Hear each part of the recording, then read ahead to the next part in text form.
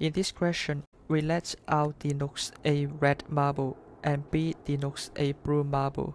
There are total 8 marbles and we need to draw 4.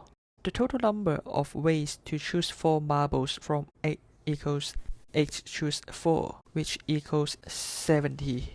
The number of ways to choose exactly 2 red and 2 blue marbles is 3 choose 2 times 5 choose 2, which equals 30. Therefore, the probability is 30 over 70, which equals 3 over 7.